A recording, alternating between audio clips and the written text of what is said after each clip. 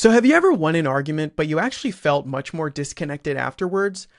I at least grew up thinking, and I think a lot of us grew up thinking, that the best thing you could be was right, like correct, like I won the debate, like I roasted that person, like I did better than them, I won the competition, I won the debate. And I always used to think that being right in that sense was the goal. But as I've gotten older, and I think a lot of us are starting to learn that that's kind of empty in many ways. Like, yeah, maybe there's a brief payoff right when you know that you were the right person or the correct person. But I feel like I realized that I was confusing correctness in the sense of being right to being right in the sense of connection. So today we're going to talk about why better than being right, it's actually just better to be loving. So let's get into it.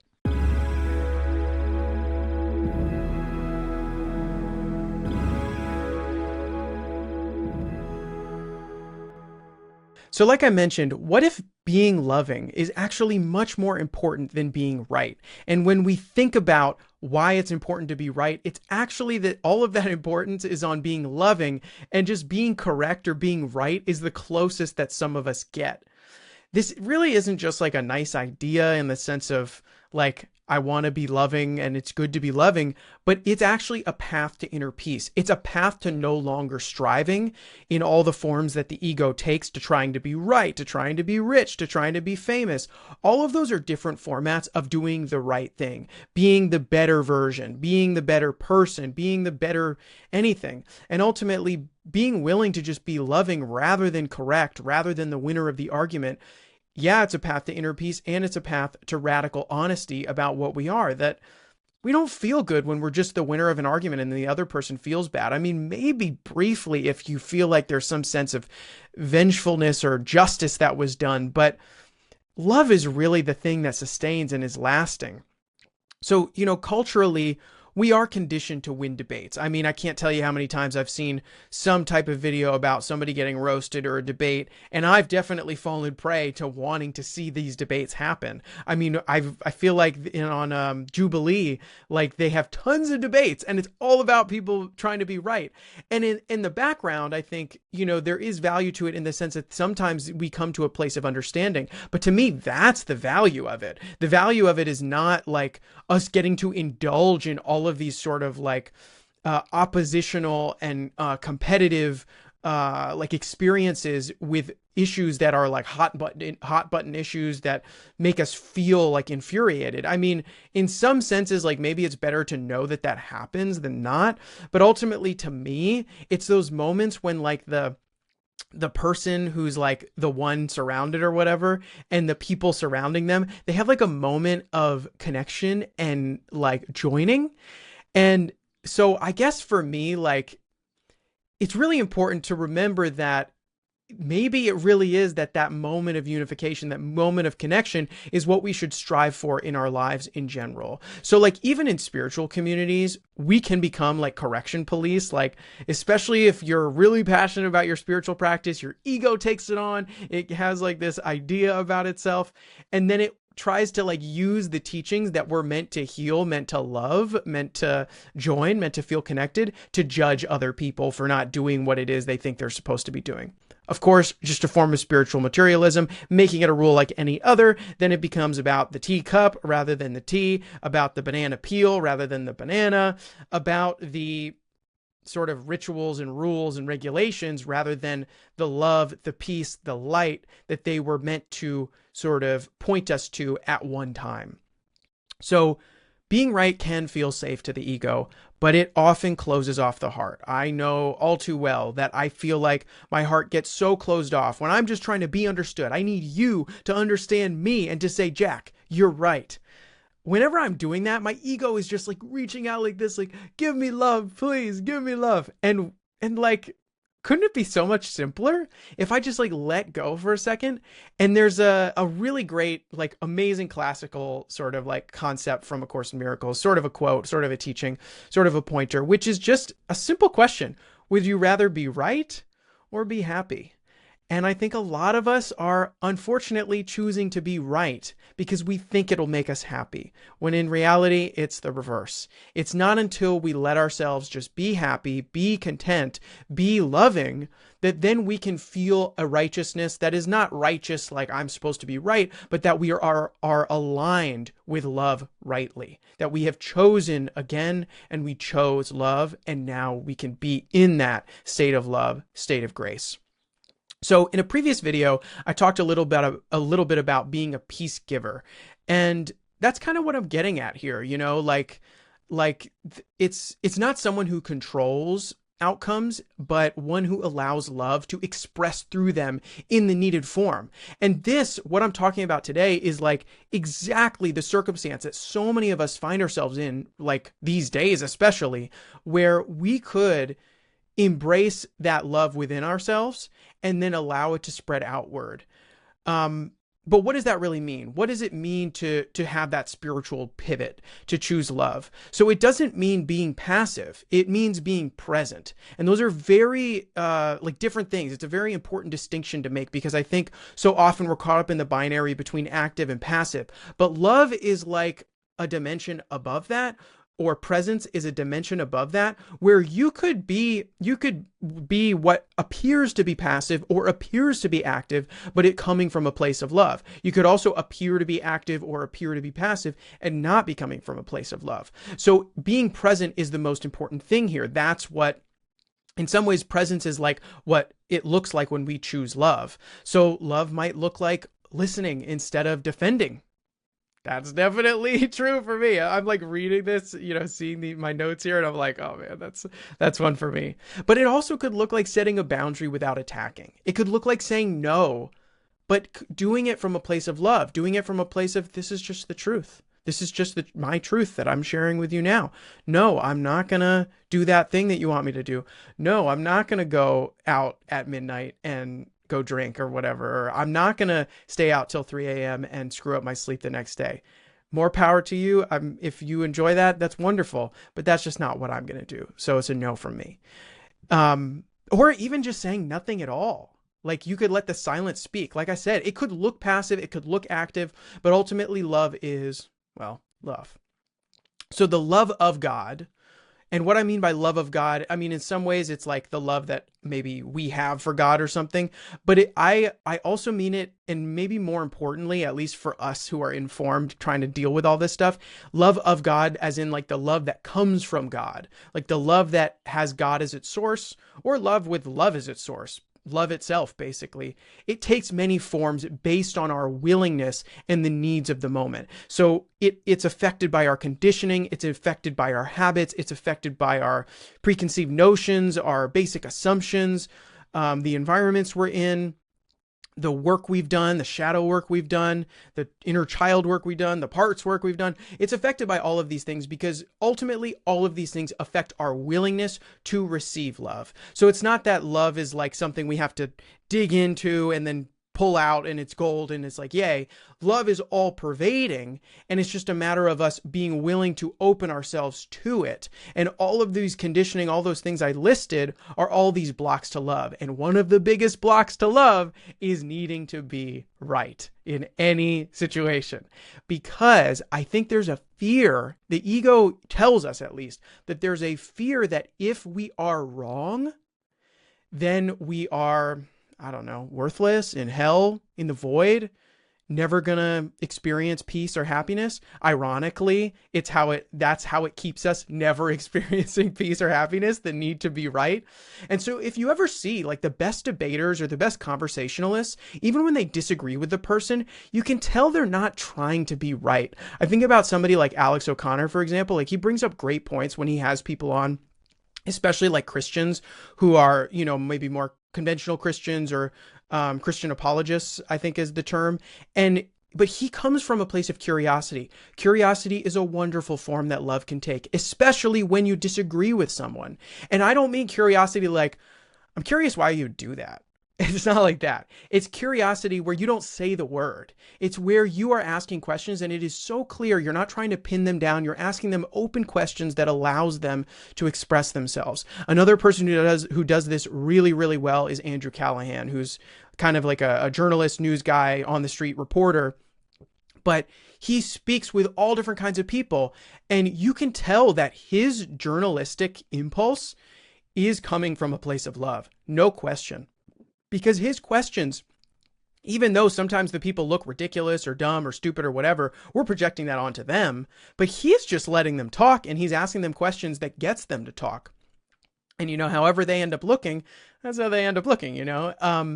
And so there are a lot of ways to do this in a way where we really let love be at the center of whatever conversation we're in, whatever debate we're in. Doesn't mean we don't disagree. Actually, it's important to honor the disagreements, because if we don't honor the disagreements, then we're just neglecting a part of ourselves. And then that's another layer of ego we have to get through. So we don't need to do that. We instead need to just go directly to love instead. Not deny, not say I need to be right, but instead say, what would love do in this situation? What form does love want to take here? And that's the discernment. The discernment is actually just letting go of control. And when you let go of control, it's not like you're discerning. You're like, which thing? That's the ego's game. Oh, that like gives you a headache. The ego gives you a headache all the time. Discernment is when you say, okay, and you open your eyes wider. Sometimes you need to take a second. Sometimes you need to practice some presence for a second, meditate, whatever it might be, then bring it into your, relationships. And you look with the eyes as wide as you can, expand your awareness, let go of control, and ask, what form does love want to take here? And a lot of the time, it'll be kind of like it'll just come on its own. If you kind of zoom out and kind of just watch the whole thing happen in a moment when someone shares something difficult with you, and you in your head, the ego saying something like, I told them not to do that. I told them not to do that. I told them not to go talk to that person, that would just be bad for them. But if you can step back and say, what would love have me do here? Maybe love would have you say, do you remember what I mentioned to you about if you went to this person, how you'd be engaging in that pattern again? And maybe that's fine. Maybe if you can come from a place of love with that, that's great. Maybe that's what they need. But maybe they just need a hug. Maybe they just need you to be quiet and just be there with the emotions that they're feeling. You never really know. And that can be frustrating to the ego, but that is what it means to actually practice discernment, to actually be in a state of grace, of faith, or to at least align yourself with grace and faith and come from a place of love. Allow love to kind of speak through you, where love is at the center of this, not the ego needing to be right or helpful or appreciated or understood about anything. The ego doesn't need anything, because the ego ultimately doesn't really exist. All that is really needed is that we allow love to live through us as the peace givers, miracle workers that we are. And then we can engage with love as this greater intelligence. So love isn't a feeling we summon. It's the presence we allow. Like I was saying, where it's like love is all encompassing and always here, and it's just a matter of willingness of us allowing it in. It's kind of like if I went outside in the morning during sunrise and the sunlight is pervading everywhere. It's everywhere. Like how would you describe where is the light? It's everywhere. It's everything. And it's the same for love. It's just love is on another level, not necessarily form per se. I mean, it kind of comes into form, but it's at the level of mind. It's at the level of ideas. It's at the level of, I guess, Plato's forms, maybe. It's at the level of spirituality, we might say, the spiritual level. Doesn't matter. And so it pervades everything. But if I go outside and I'm wearing a huge jacket, hood up, blindfold on, covering my face, covering everything in dark clothing, or I guess light clothing, doesn't matter, the light's not going to hit me in the same way as if I just went out there naked. You know what I'm saying? And so this practice of love in our relationships, in the conversations that we have, is kind of showing up naked. And when you see people that are practicing this and you look them in the eyes, they have this thing about them where their eyes look naked, like they're just there with you. And it's rare. It's kind of can be sometimes a little bit like strange, because we're all so used to people kind of like you're talking to someone and they're like, yeah, I hear you. Yeah. And they're looking all around. And what that is to me, and I notice it plenty of the times in myself, is they are scanning all the different thoughts that are coming up in their mind as they're listening to you. We all have streams of commentary, all the different parts of ourselves that are speaking as we listen to people.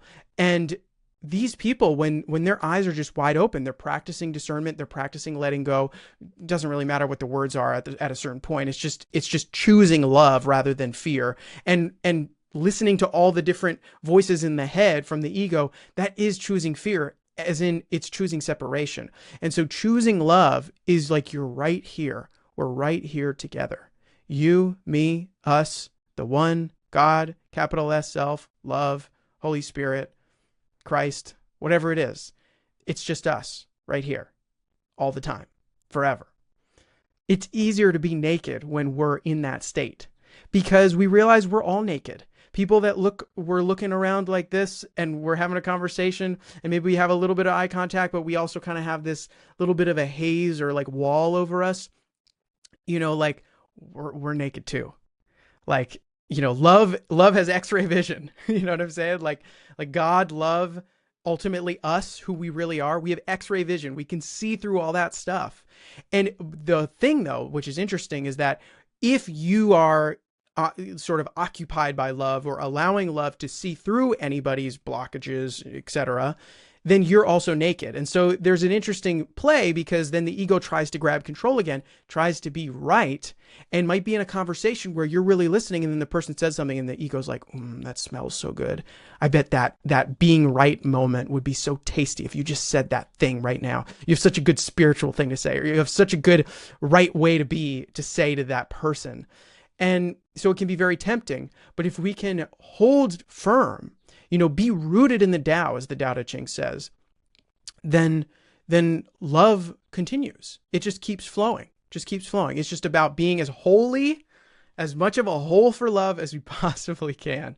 So I do want to say that A Course in Miracles' idea of the miracle is very related to this, because the miracle, according to A Course in Miracles, it's not like a miracle in form, although it may appear that way. It's really a shift in perception from fear to love at the level of the mind, and then you might see it manifest in form one way or another. But that's not the important part. The important part is the shift. It's the correction of perception. And it's often triggered when we stop needing to win. Like David R. Hawkins talks about letting go as a practice. He describes it as like the mechanism of surrender, which is this. It's where you might be in an argument with someone and you just let it go for whatever reason. You just let it go, and there's a relief of pressure, and there's less pressure, and then you laugh, you chuckle. If you've ever been in an argument where you kind of take a step back and you're like, this is ridiculous. Why are we arguing about this? That's it. It happens all the time. It's just, can we be conscious of it so that we can practice that letting go? So a couple more things before we go. I do want to be clear that, so what heals is not being correct in terms of the ego, but instead what heals is connection and joining, which is the true correction. It is right. It is correct to do that. Of the illusion of separation. So it's the true correction of the illusion of separation. That is right. Could be considered right-minded thinking. But that right-minded thinking, or that connection, if someone is having trouble connecting with another person, we don't say you're wrong for not being able to. Of course not. Then we're just making, the sin real. We're making the illusion real. We're making the separation real. So then we're not actually practicing that discernment, practicing that true correction in which we connect and join and unify. Jesus didn't argue his case. He just embodied love. I mean, depends on maybe your belief system, et cetera, et cetera. But in my case, the Jesus Christ that I understand Jesus Christ to be had no need to argue anything. Why? Why would you need to argue anything when love is so obvious? It's like this, the idea of like trying to say what God is and trying to explain God to people. As fun as it is to explain God and talk about all the different forms God takes, ultimately God is. And that's it. Like, just God is. That's the whole sentence. And we can just be there in that. So like, why would I need to argue with anybody about God's existence? I mean, it's ultimately talking about like God's existence or something like that is just an opportunity to practice love and listen to that person, listen to whatever experiences they have, whatever resistances they have to light, to love, to God, if we want to use that word. The Tao Te Ching talks about how you don't have to tell people what you're doing, just show them the results. Just be loving and it will do all the work for you. It doesn't mean you won't do the work in form, but you don't need to do anything as an ego. You don't need to be right. You don't need to be just. You don't need to be correct. You can just be with the Holy Spirit, with love, with Jesus, with God, with Buddha, with Krishna, with the Tao, and then it's all going to be okay. I promise. So it's all going to be okay. So let's end with a couple questions here. So you can ask yourself, what form is love asking to take through us today? Where in our lives are we being invited to choose tenderness over being right? Can we be tender instead of correct? And when somebody disagrees with you, or when you disagree with someone, you can ask, what would love do here? Not how do I win, but how do I serve? It takes all the pressure off, because then it is just about being in love with each other. Well, that's it, and I'll see you next time. Peace out. Between dimensions of you, it's all that I do. It's as simple as that. Just let it be true.